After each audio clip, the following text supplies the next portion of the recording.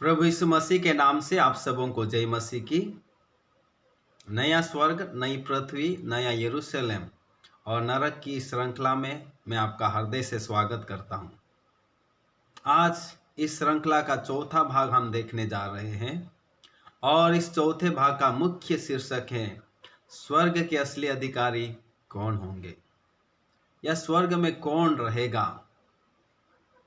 इसके बारे में आज हम सीखने जा रहे हैं और प्रभु के भक्तगण होने के नाते, प्रभु की सेवा करने वाले दास होने के नाते, प्रभु की कलीसिया होने के नाते ये हर एक की जिम्मेदारी है कि हमको यह जानना जरूरी है कि स्वर्ग के असली अधिकारी कौन होंगे या स्वर्ग में कौन रहेगा। और जब हम इस सच्चाई को जानेंगे तो हमारा विश्वास बढ़ेगा और हमारी आंखें, हमारा मन, हमारा विश्वास हमेशा स्वर्गीय बातों की ओर लगा रहेगा। जैसे प्रेरित पौलुस बोलते थे कि अपने मन को स्वर्गीय बातों की धुन में लगाओ या स्वर्ग बातों की ओर लगाओ। और स्वर्ग में हम सब जानते हैं कि स्वर्ग एक ऐसी जगह है जहाँ स्वयं परमेश्वर निवास करता है, जहाँ परमेश्वर के दूतगण जो उसकी भक्ति आराधना करते वो निवास करते हैं, जहाँ पर परमेश्वर के सच्चे भक्तगण जो उसकी आराधना सच्चाई के साथ इस जीवन में जिए और उसके पास चले गए हैं, वे लोग आज प्रभु की भक्ति और उसकी उपस्थिति में दिन रात उसकी आराधना भक्ति करते हैं। लेकिन आज हम जो सच्चाई है यही है कि स्वर्ग के असली अधिकारी कौन होंगे, स्वर्ग में कौन रहेगा। हमारे प्रभु यीशु मसीह ने भी हमें अपने वचन में कहा है कि मार्ग, सत्य और जीवन में हूँ, मेरे बिना कोई भी पिता के पास स्वर्ग में प्रवेश नहीं करेगा। अतः स्वर्ग में परमेश्वर पिता निवास करते हैं।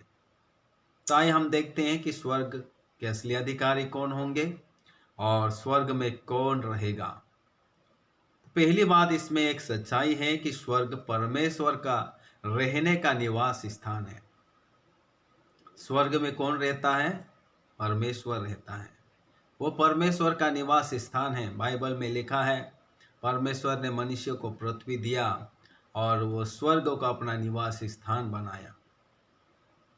वचन में यह भी लिखा है स्वर्ग उसका सिंहासन है, पृथ्वी उसकी पांवों की चौकी है। तो आइए हम बाइबल में से इस सच्चाई को जाने कि स्वर्ग परमेश्वर के रहने का निवास स्थान है। दूसरा इतिहास 6 का 25, 33, 35 और 39 आयत हम पढ़ेंगे। दूसरा इतिहास 6 का 25, 33, 35 और 39 में इस प्रकार लिखा है। 25, तो तू स्वर्ग में से सुनना और अपनी प्रजा इस्राएल का पाप क्षमा करना और उन्हें इस देश में लौटा ले आना जिससे तूने उनको और उनके पुरखाओं को दिया। 33, 33, तब तू अपने स्वर्गीय निवास स्थान में से सुने और जिस बात के लिए ऐसे परदेशी तुझे पुकारे उनके अनुसार करना, जिससे पृथ्वी के सब देशों के लोग तेरा नाम माने और निश्चय जाने कि यह भवन जो मैंने बनाया है वह तेरा ही कहलाए। 35, तब तो स्वर्ग में से उनकी प्रार्थना और गिड़गिड़ाहट सुनना और उनका न्याय करना। 39, तो तू अपने स्वर्गीय निवास स्थान में से उनकी प्रार्थना और गिड़गिड़ाहट सुनना और उनका न्याय करना और जो पाप तेरी प्रजा के लोग तेरे विरुद्ध करें उन्हें तू क्षमा करना। तो यह आयतें हमको स्पष्ट करती हैं कि स्वर्ग परमेश्वर का रहने का निवास स्थान है। स्वर्ग में आपका प्रभु, मेरा प्रभु जो क्रूस पर कुर्बान होकर तीसरे दिन मर्दों में से जी उठे हैं, वो अपने पिता के दाहिनी ओर जाकर बैठ गए हैं। तो स्वर्ग किसका स्थान है? स्वर्ग परमेश्वर का निवास स्थान है। स्वर्ग में हमारा मुक्तिदाता प्रभु यीशु मसीह निवास करते हैं। और इब्रानियों की पत्री 1 का 10 में लिखा है, और यह कि हे प्रभु, आदि में तूने पृथ्वी की नींव डाली और स्वर्ग तेरे हाथों की कारीगरी है। तो हमारा परमेश्वर अपने खुद के लिए निवास स्थान बनाने के लिए, निवास स्थान में रहने के लिए स्वर्ग का निर्माण किया। स्वर्ग की नींव, स्वर्ग की कारीगरी भी हमारा परमेश्वर, हमारे प्रभु यीशु मसीह ने डाली, जो आज वहाँ पर निवास करते हैं। 4:14 में भी लिखा है, इब्रानियों के पत्री 4:14 में भी लिखा है, इसलिए जब हमारा ऐसा बड़ा महायाजक है, ये यहाँ महायाजक प्रभु यीशु मसीह को बता रहा है, जो स्वर्गों से होकर गया है, जो स्वर्गों से होकर गया है, अर्थात परमेश्वर का पुत्र यीशु, तो आओ हम अपने अंगीकार को दृढ़ता से थामे रहे। तो हमारा प्रभु यीशु मसीह स्वर्ग में से होकर गया है, और हमारा प्रभु यीशु मसीह स्वर्ग में से पृथ्वी पर आपको और मुझे बचाने के लिए मानव बनकर आए, और नियत समय पर क्रूस पर कुर्बानी देकर आपको और मुझे पापों से छुटकारा दिया। तीसरे दिन मर्तकों में से जी उठने के बाद वह अपने पिता स्वर्ग में जो निवास करते हैं उनके पास जाकर दाहिनी ओर बैठ गए। जाते समय हम ये भी जानते कि उन्होंने अपने चेलों से कहा, स्वर्गदूतों ने चेलों से कहा और प्रभु ने भी चेलों से कहा कि मैं अपने पिता के पास जा रहा हूँ तुम्हारे लिए जगह तैयार करने के लिए, कि जब तैयार हो जाएंगे तो मैं तुम्हें लेने के लिए, अपने साथ सदा रखने के लिए वापस आऊँगा। और स्वर्गदूत भी जब प्रभु यीशु मसीह स्वर्गारोहण हो रहे थे, स्वर्ग की ओर जा रहे थे, अपने निवास स्थान की ओर जा रहे थे, तो स्वर्गदूतों ने भी कहा, जैसे तुम प्रभु को स्वर्ग में जाते हुए देखते हो, ऐसे ही वो एक दिन तुम्हें लेने के लिए स्वर्ग से फिर आएंगे। तो स्वर्ग किसकी जगह है? स्वर्ग परमेश्वर के निवास स्थान है, परमेश्वर की रहने की जगह है। और दानियल 4:26 में भी लिखा है, दानियल 4:26 में लिखा है,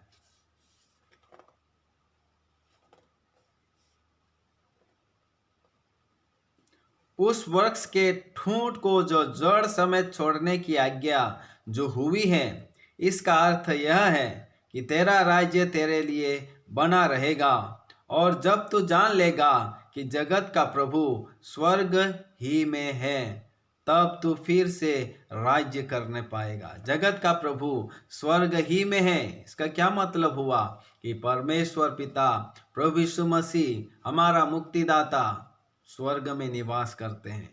इतना ही नहीं, जकरिया 12:1 में लिखा है,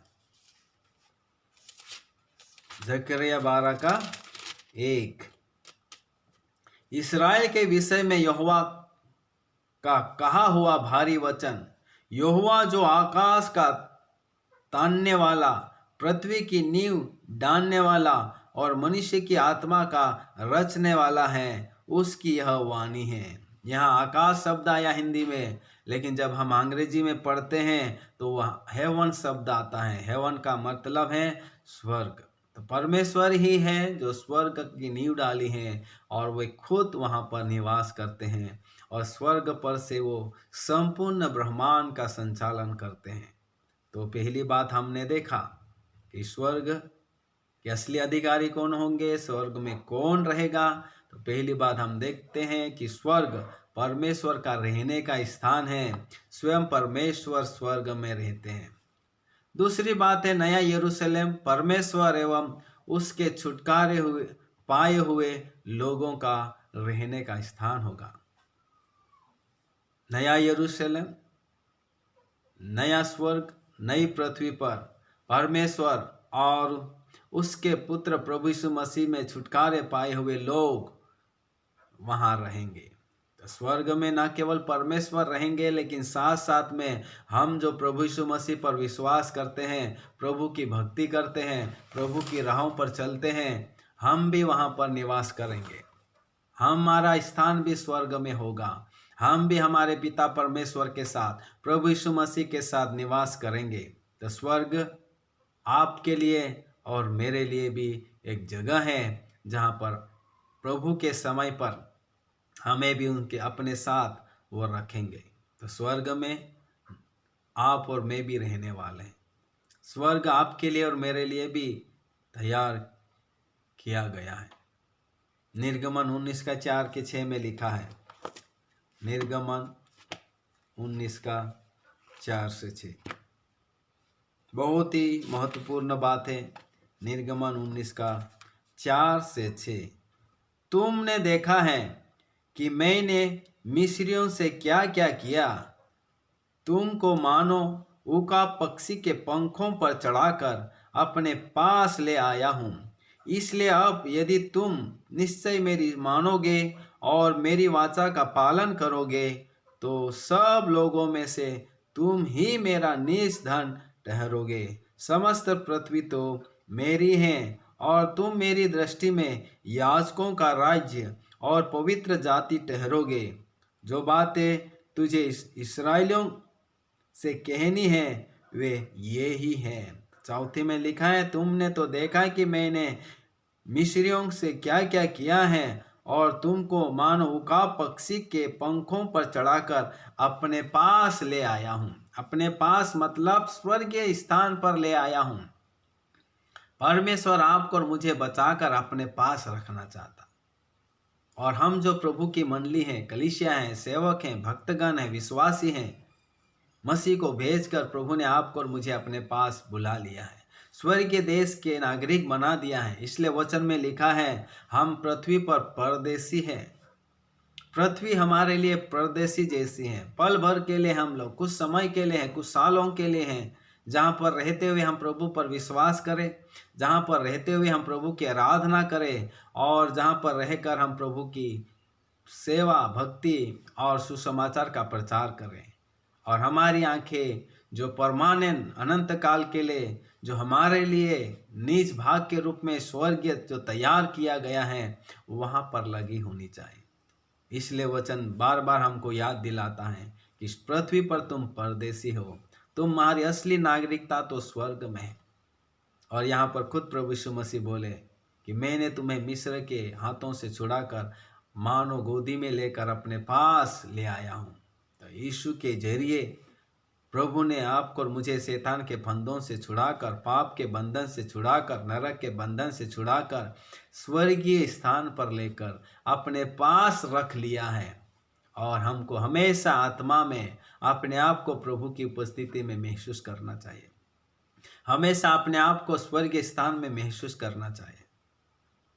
यिर्मयाह 31 का 31 से 34 में इस प्रकार लिखा है।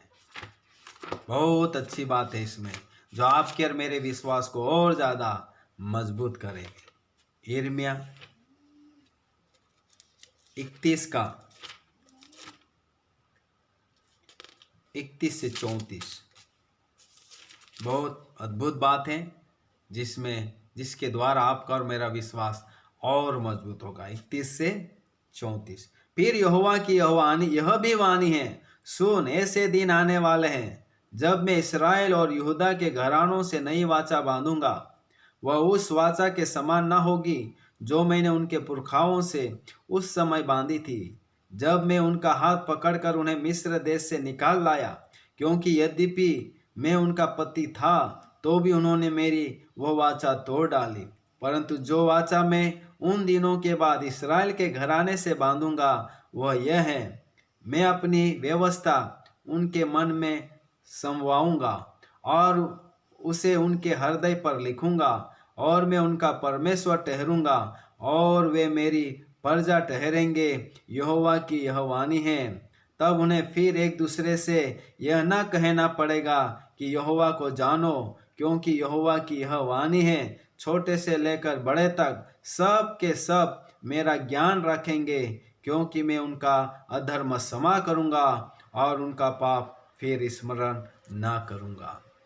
हमारा प्रभु यीशु मसीह हमें आपको और मुझे पापों के श्राप से, बंधन से, शैतान के बंधन से छुड़ाकर, नरक के बंधन से छुड़ाकर, संसार के बंधन से छुड़ाकर हमें अपने पास रखने के लिए विशेष उद्धार का कार्य अपने प्रभु यीशु मसीह के द्वारा किया है।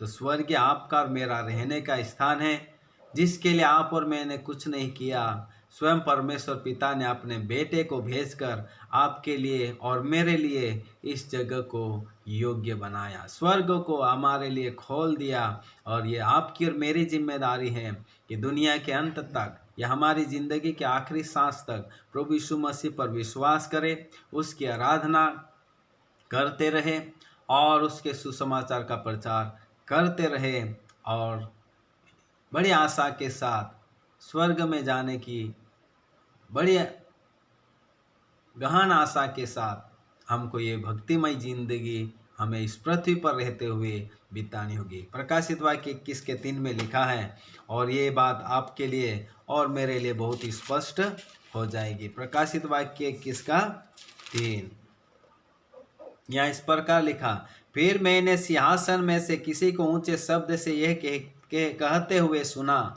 देख परमेश्वर का डेरा मनुष्यों के बीच में है, वह उनके साथ डेरा करेगा और वे उसके लोग होंगे और परमेश्वर आप उनके साथ रहेगा और उनका परमेश्वर होगा। ये है स्वर्ग में आप और मैं निवास करने वाले हैं। स्वर्ग में आपको और मुझे प्रभु यीशु मसीह अपने साथ रखने वाले हैं और इसलिए आपको और मुझे परमेश्वर की इच्छा के अनुसार, परमेश्वर की योजना के अनुसार, परमेश्वर की मर्जी के अनुसार इस जगत में जब तक जीवन उन्होंने हमको दिया है या जितने भी वर्ष हमारी ज़िंदगी में दिए हैं, वो सब साल या वर्ष या दिन प्रभु की महिमा के लिए देना। इसी आशा के साथ कि मरने के बाद, इस दुनियावी ज़िंदगी के बाद मैं अपने पिता स्वर्ग देश में अपने पिता के साथ, अपने मुक्तिदाता यीशु मसीह के साथ हमेशा के लिए उनके साथ रहने के लिए जाऊंगा। उसका डेरा हमारे मध्य में होगा और हम उसके मध्य में होंगे और हम उसके लोग होंगे और वो हमारा परमेश्वर कहलाएगा, वो हमारा परमेश्वर होगा। इसलिए बार बार प्रभु यीशु मसीह अपने चेलों को बोलते थे, मार्ग सत्य और जीवन में ही हूँ, मेरे बिना कोई भी पिता के पास स्वर्ग में पहुंच नहीं सकता। और इसलिए हमें मरते दम तक प्रभु यीशु मसीह पर विश्वास करना है।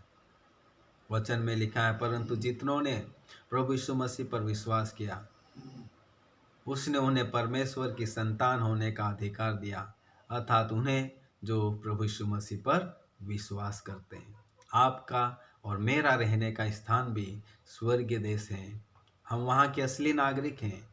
आपको और मुझे परमेश्वर पिता ने उसके काम के लिए, उसके उद्देश्य के लिए, उसकी गवाही देने के लिए, अपने बेटे प्रभु यीशु मसीह का सुसमाचार का प्रचार करने के लिए, बहुतों का उद्धार कराने के लिए इस पृथ्वी पर रखा है।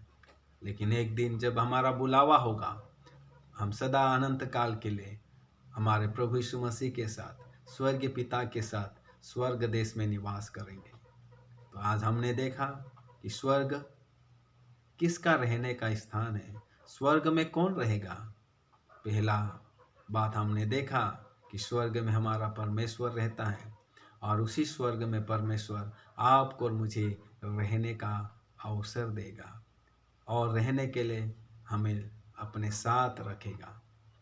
मुझे आशा है और विश्वास है कि आज इस श्रृंखला का ये चौथा भाग हमें समझ में आया है और जब तक हमारे जीवन में सांस रहेगी, जब तक हम इस दुनिया में जिएंगे, हमारे प्रभु की भक्ति, संगति और सेवा निरंतर हर परिस्थिति में करते रहेंगे। प्रभु आप सबों को आशीष दे। May God bless you. Thank you.